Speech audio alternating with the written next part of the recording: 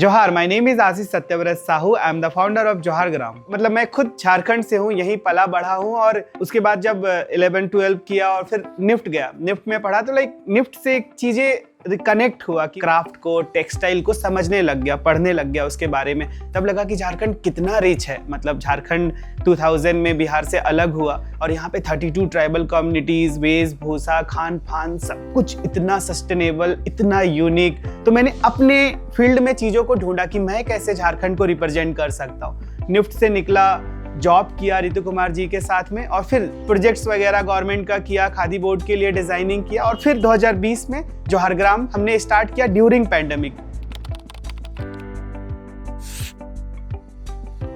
जो फैशन एंथुज है उनका एक अलग ही टेस्ट है, यूनिकनेस है। मतलब वो खुद ही मार्केट में स्टोरीज ढूंढ रहे हैं, टेक्सटाइल ढूंढ रहे हैं। उनको मास प्रोडक्शन से, फास्ट फैशन से कोई मतलब नहीं है। वो यूनिक चीज़ों को ढूंढ रहे हैं कि कैसे प्रोडक्ट के पीछे स्टोरी हो। तो हमने प्रोडक्ट का पूरा एक स्टोरी नरेट किया।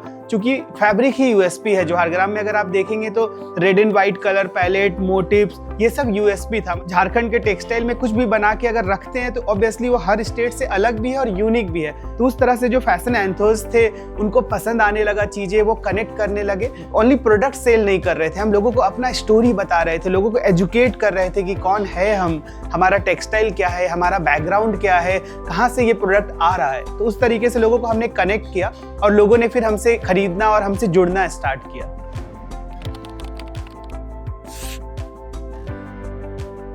मुझे जो पर्सनली रियलाइज हुआ कि जो मेन हीरोज थे, जो हमारे वीवर, आर्टिजन, वो फ्रंट पे नहीं आ पा रहे थे। यूजुअली क्या हो रहा था कि लोग प्रोडक्ट तो डेवलप कर रहे थे बट वो स्टोरी आगे नहीं बढ़ पा रहा था कि हमारे पीछे जो बना रहे वो कौन है, कहाँ बना रहे हैं, उनके प्रॉब्लम्स, उनके हेल्थ पे भी बात हो, उनको कैसे रिवॉर्ड मिले, उनको कैसे नेशनली रिकॉग्नाइजेशन मिले। तो प्रॉब्लम जो हमें समझ में आ रहा था कि ना, आर्टिजन्स को वो एक्सपोजर तक लेके जाना है।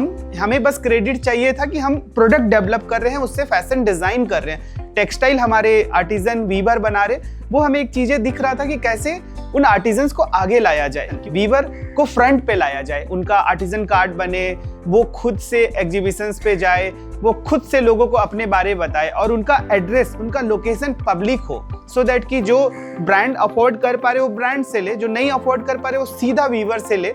और मैं जो एज ए जोहार ग्राम मैं ऐसे ड्रीम करता हूँ, सपना देखता हूँ कि मोर स्टार्टअप, मोर जो इनोवेशन है वो आदिवासी समुदाय से आए और आ भी रहा है। मतलब मेरे खुद के फ्रेंड्स इंडिजिनस कुजीन में, फूड इंग्रेडिएंट में, कोई किसी चीज में, कोई बहुत तरह के रिसर्च में, बहुत तरह से लोग काम कर रहे हैं, म्यूजिक पे, साउंड पे। तो मुझे दिख भी रहा है और मेरा एज ए जोहार ग्राम हमारा ये सपना भी है कि मोर इनोवेशन, मोर स्टार्टअप आदिवासी समुदाय से आए, सो दैट कि अदर जो है उस चीज को समझ पाए और सीख पाए। सो स्टार्टअप रिपब्लिक मेरे लिए उस भारत का प्रतीक है जहाँ पे एक आर्टिजन भी उद्यमी बन सकता है, जहाँ परंपरा भी इनोवेशन हो सकता है, जहाँ पे मुनाफा से ज्यादा सम्मान का बात हो।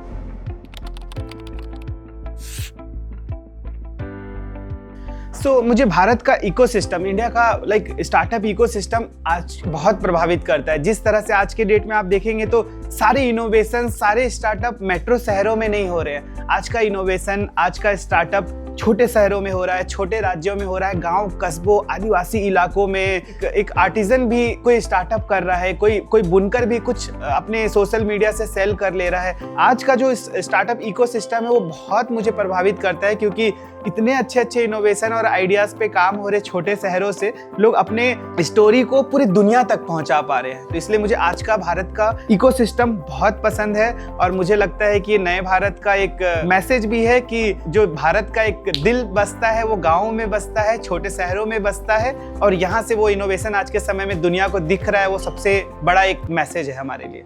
Building India from Jharkhand, together we build India.